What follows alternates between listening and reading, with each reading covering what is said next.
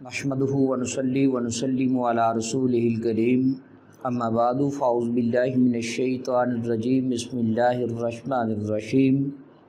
الصلاۃ والسلام علیک یا سیدی یا رسول اللہ الصلاۃ والسلام علیک یا سیدی یا حبیب اللہ۔ حمد و صلوات کے بعد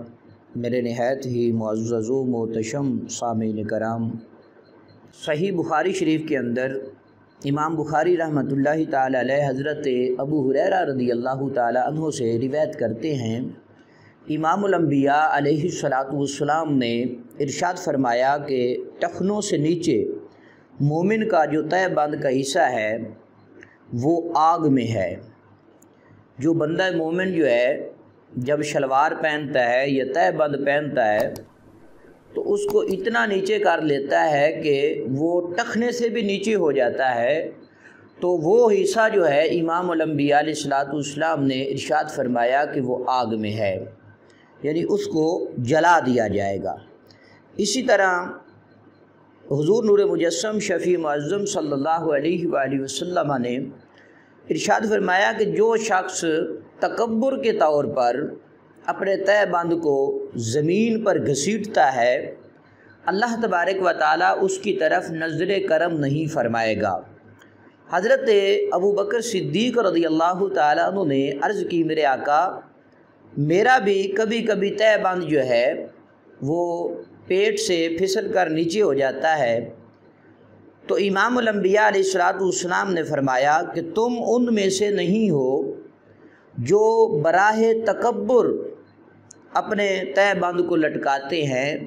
یعنی تمہارا لٹکانا جو ہے وہ جان بوجھ کر نہیں ہے، خود بخود کبھی کبھی تہ بند جو ہے وہ نیچے ہو جاتا ہے، اس میں کوئی مسئلہ نہیں ہے۔ یعنی اگر کوئی بندہ اپنی شلوار کو باندھتا ہے تو وہ شلوار پھسل کر نیچے ہو جاتی ہے تو پونچے جو ہیں وہ ٹخنوں سے نیچے چلے جاتے ہیں، تو اس میں کوئی مسئلہ نہیں ہے۔ لیکن کوئی بندہ از راہ تکبر ایسا عمل کرتا ہے، جان بوجھ کر شلوار کو ٹخنے سے نیچے رکھتا ہے، تو پھر وہ رسول اللہ صلی اللہ علیہ وآلہ وسلم کے فرمان عالی شان کی مخالفت کرتا ہے، جس سے اسے گرفت ہوگی اور اس انسان کا وہ حصہ جہاں پہ اس کا تہ بند لٹک رہا ہوتا ہے ٹخنے سے نیچے، رسول اللہ صلی اللہ علیہ وآلہ وسلم نے فرمایا کہ وہ آگ میں ہے۔ اللہ تبارک و تعالی ہم سب کو تکبر جیسی بیماریوں سے بچنے کی توفیق عطا فرمائے، اور تہ بند یا شلوار کو